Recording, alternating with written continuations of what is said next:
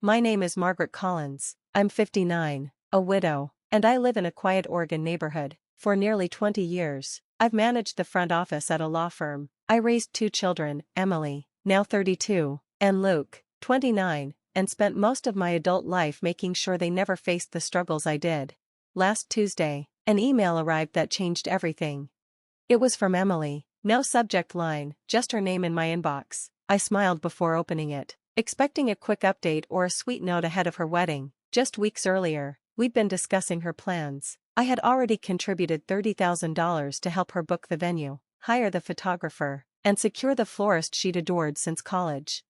But when I clicked it, the smile disappeared. It began simply, Mom. Not Dear Mom, just a label. Emily explained that she and her fiancé, Andrew, had finalized the guest list for their Napa Valley wedding. After much discussion, they'd decided I should attend virtually, via livestream. Andrew's mother, she wrote, was particular about the guest count and wanted an intimate gathering. Then came the line that felt like salt on an open wound. If you want to be a part of it, you can watch through the Google Meet link we've created. Should be just like being there, LOL. I stared at the screen for a long time. My coffee cooled. My hands didn't shake. I didn't cry. Something in me simply shifted, like the ground cracked beneath my feet, but I stayed upright. I typed 4 words in reply, sure. Enjoy your big day. No emotion, no argument, just a quiet step back. I knew those words would echo louder than any outburst. I didn't want a fight. I wanted clarity. I wanted silence to do the speaking. I closed the laptop, drank my cold coffee, and got ready for work as if it were any other Tuesday, but it wasn't. That was the day I stopped believing my sacrifices meant anything to my daughter. That was the day something in me began to change. The drive to work was hushed. Oregon's early spring air still held a bite, but I barely noticed. My mind circled the same question, how did we get here? I'd been at Caldwell Walker Law for 18 years. It's steady work, nothing glamorous, but reliable. After my husband's sudden death, when the kids were teenagers, reliability was everything. I still remember standing in front of our old washing machine, bills spread across the counter, trying to figure out how to pay for groceries and Emily's college deposit at the same time. I gave up weekends without thinking twice, took extra shifts, canceled vacations, skipped birthdays. I told myself there would be time for me later. There never was. Every dollar I saved went to Emily and Luke. When Emily switched majors twice and needed more classes, I paid. When she moved to New York for a short-lived job, I covered her deposit and her plane ticket. When she was heartbroken at 27, I flew out, held her hand, and made her tea in a kitchen that wasn't mine. When Luke wanted to buy a house, I co-signed his mortgage and wrote the first $10,000 check without hesitation. I never kept score. That's what mothers do. But that email made me feel like I'd been a transaction, useful once, disposable now, like my expiration date had passed. At the office, my boss, Robert, stopped by. He's one of those rare men who remembers birthdays and coffee orders. He took one look at me and said, "You look like you've seen a ghost," setting a latte from the cafe downstairs on my desk. I almost told him my daughter just uninvited me from her wedding. Instead, I smiled and blamed it on a bad night's sleep. He didn't press. That small kindness, the coffee, the silence, nearly undid me. After the noise in my head that morning, it reminded me I still existed. Around lunch, my phone buzzed. Emily's name lit up the screen again. Voicemails, texts. "Mom, please answer. We need to talk. This isn't funny." I didn't respond. Not yet. I sat there with my latte, thinking, maybe it's time to stop being the one who always answers. Maybe it's time to stop playing a role in someone else's story when they won't even let you on the stage. That afternoon, I made my choice. I wouldn't scream. I wouldn't beg. I would do something quieter, but far more permanent. I would act.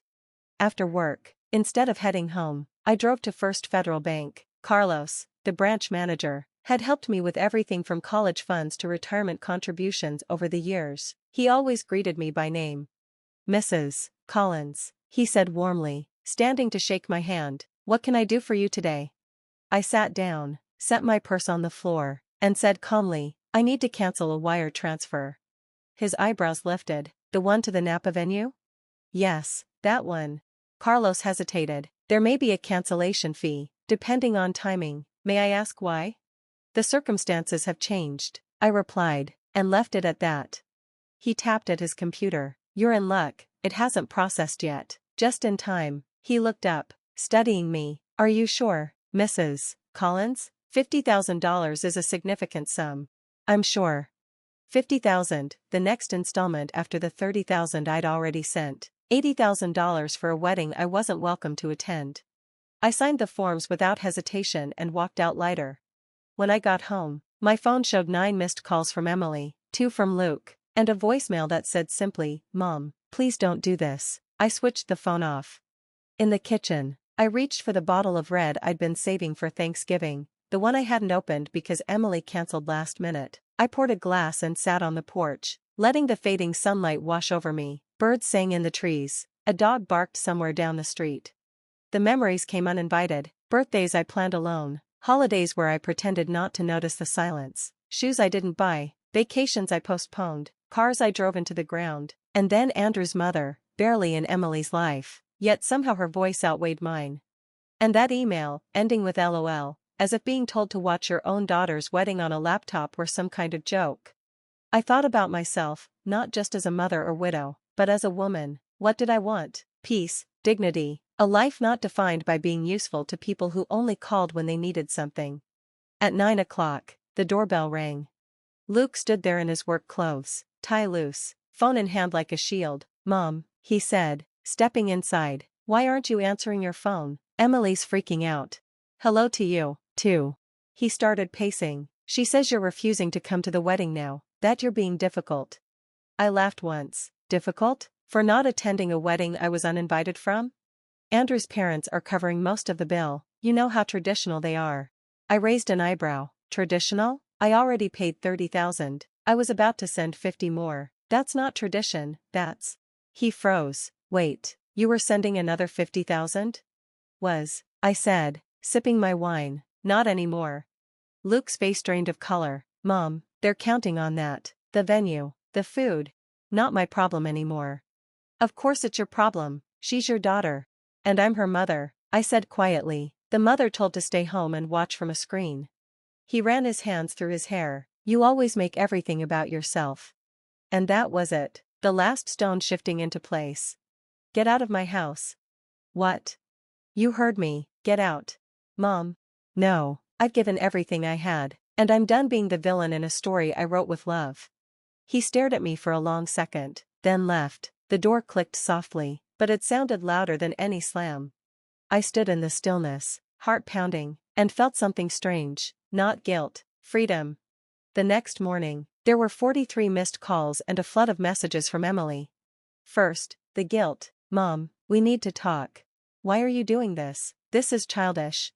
Then the panic. "The venue called. The payment didn't go through. We'll lose everything if it's not paid by tomorrow. Andrew's parents are furious. They said this proves they were right about you."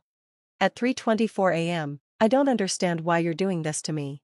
I smiled into my coffee. Of course she didn't understand. She'd grown up with my sacrifices woven so seamlessly into her life that she never thought to ask where her comfort came from. She assumed it would always be there, assumed I would always be there. Not this time. Later, at my desk, a new email appeared. Subject line, "Please don't ruin my wedding." "Mom," it read, "I know you're upset about the livestream situation, but this is extreme. We've lost the venue deposit, and if we don't pay the balance by the end of the day Paris time, the caterer walks. Andrew's parents are beyond upset. They say this proves you can't be reasoned with. Please don't do this. We can talk about you attending the ceremony, but we need the funds first." There it was. They were willing to discuss letting me attend, now that the money was gone. Not an apology, not reflection.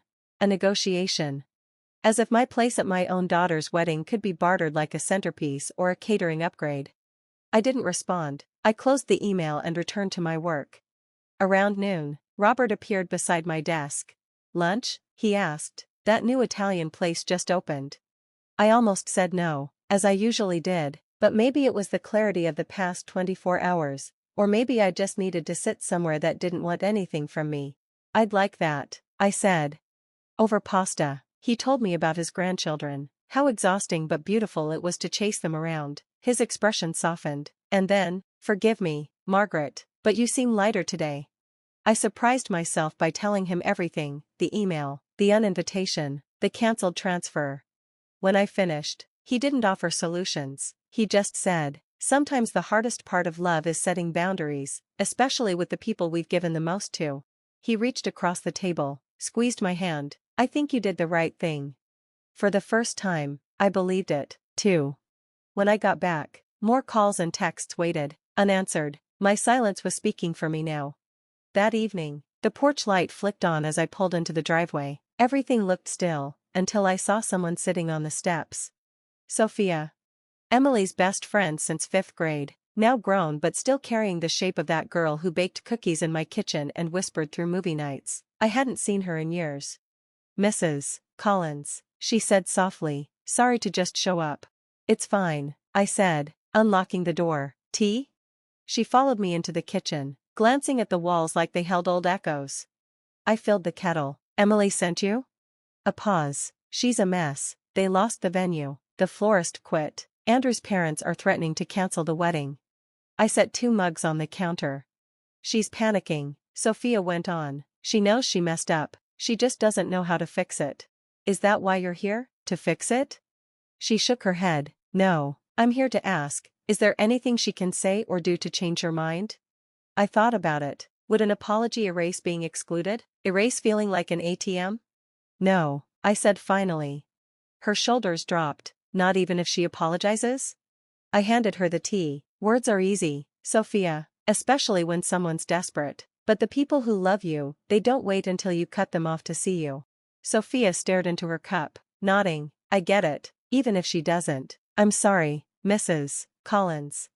"You don't have to be," I said. We stood in a quiet agreement, 2 women from different points in life, bound by one truth: sometimes love has limits. She didn't stay long. She hugged me gently, then disappeared into the night. And I closed the door on a version of myself I no longer needed.